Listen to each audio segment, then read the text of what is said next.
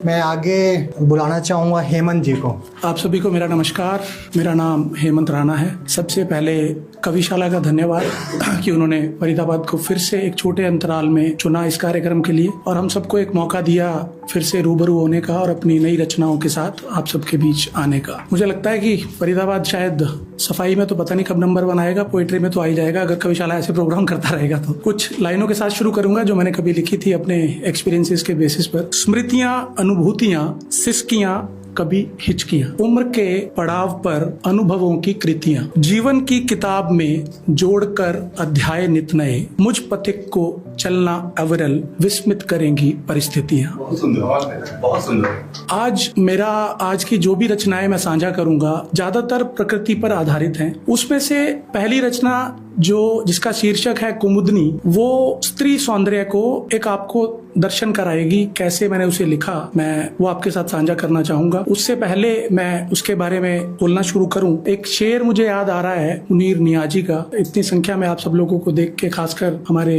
जो महिला पार्टिसिपेंट्स हैं मैं कहूंगा, शहर का तब्दील होना, शाद रहना और उदास। शहर का तब्दील होना, शाद रहना, शाद मीन्स हैप्पी। शहर का तब्दील होना, शाद रहना और उदास, रौनकें जितनी यहाँ हैं औरतों के दम से है। क्या बात है। Women power. बिल्कुल। विद दिस लाइन मैं आगे बढ़ूंगा। कुमुदनी is white lily, water lily that we call. आपको पसंद आए तो मेरे साथ रिपीट करना। एक लाइन आएगी, धवल कुमुदनी सी इकनार। This is the first line and I will repeat this again and again. धवल कुमुदनी सी इकनार, चंचल नयनों में एक अनुराग, चितवन से झरता मधुर संवाद। चंचल नयनों में एक अनुराग, चितवन से झरता मधुर संवाद, देखकर उसकी अप्रतिम काया, यूं लगे बसंत करे उसका श्रृंगार। धवल कुमुदनी सी इकनार, धवल कुमुदनी सी इकनार। गालों पर आभा का दर्पण, ठोड़ी का तिलक आभूषण। गालों पर आभा का दर्पण, ठोड़ी का तिलक आभूषण, शरद चांदनी सी निर्मल वो, जब मिले तो बरसे प्रेम फुहार। धवल कुमुदनी सी इकनार। केशों में समेटा है अंबर, केशों में समेटा है अंबर, संदली रूप कुमुद से अधर। केशों में समेटा है अंबर, संदली रूप कुमुद से अधर, प्रणय रागनी सा माधुर्य अपार, मुस्कान उसकी एक अनमोल उपहार। धवल कुमुदनी सी इकनार, रश्मियों से दमक रही वो, धवल कुमुदनी सी इकनार, धवल कुमुदनी सी इकनार। Thank you. ये एक ऐसी रचना है जो कल्पना और मैं कहूंगा सत्य से भी जुड़ी है। कुछ बिंब जो मैंने इसमें लिए प्रकृति से लिए और कुछ बिंब जो मैं अपनी रियल लाइफ में देखता हूँ वहां से लिए। आज मेरी वाइफ भी इस प्रोग्राम में मेरे साथ है तो हाँ, तो कुछ बिंब मैंने वहां से भी लिए।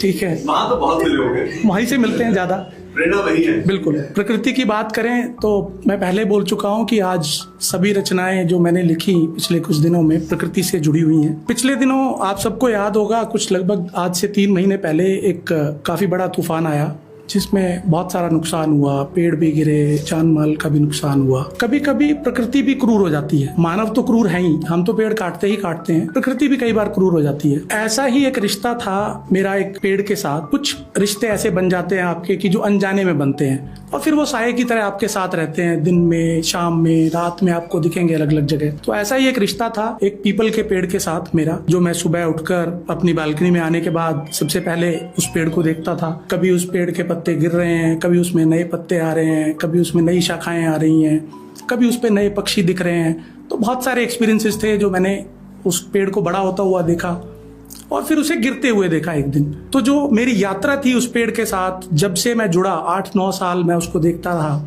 उसे मैंने अपने यू कैन से कि एक मार्मिक चित्रण है पूरी यात्रा का, मैं आपके साथ साझा करना चाहूंगा। थोड़ा सा लंबा रहेगा बट मुझे लगता है आप अगर मेरे साथ चलेंगे तो आपको अच्छा लगेगा। इस बसंत में ही तो उस पर आए थे नए पत्ते और दिखने लगा था वो एक सुंदर युवा जैसा। हवा के हर झोंके के साथ पत्तियों की कोमल सरसराहट ऐसी जैसे कहीं बजता हो एक मधुर संगीत ध्यान लगाने के लिए। जाने कितने पंछियों का था आशियाना, जाने कितने पंछियों का था आशियाना, वहां गिलहरियों का भी था आना जाना। हर शाम सूरज ढलते ही लोग जलाते दीपक उस देव वृक्ष की जड़ों में, करते पूजा और मांगते मन्नतें। फिर एक शाम अचानक एक तूफान आया, वह अपने साथ तबाही लाया। और वो जूझता रहा मजबूती के साथ, कभी दाएं कभी बाएं। देखते ही देखते टूट गई उसकी हिम्मत और एक जोरदार आवाज के साथ वो जा गिरा जमीन पर और हो गया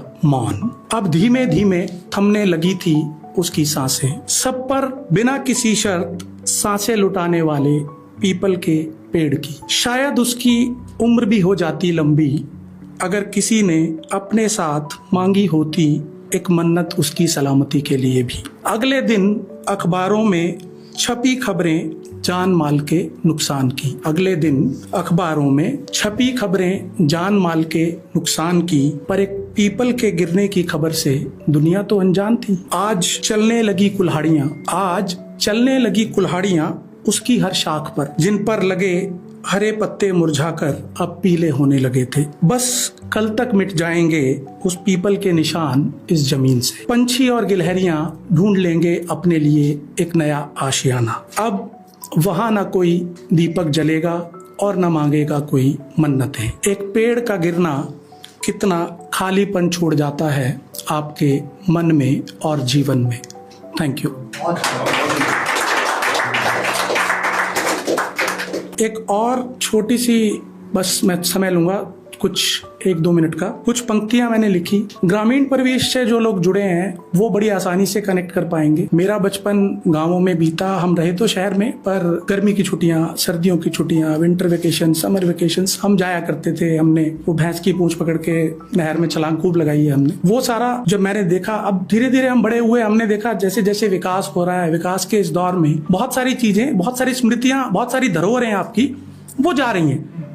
अब भी जब मैं अपने गांव जाता हूं, मैं देखता हूं यहाँ तो ये चीज होती थी, आज नहीं है। बदल रहा है, सब कुछ बदल रहा है। उसी चीज को ध्यान में रखते हुए मुझे एक बहुत ही छोटी सी चीज ने घेरा मेरे पिछले विजिट पे। मैं बात कर रहा हूं एक पगडंडी की।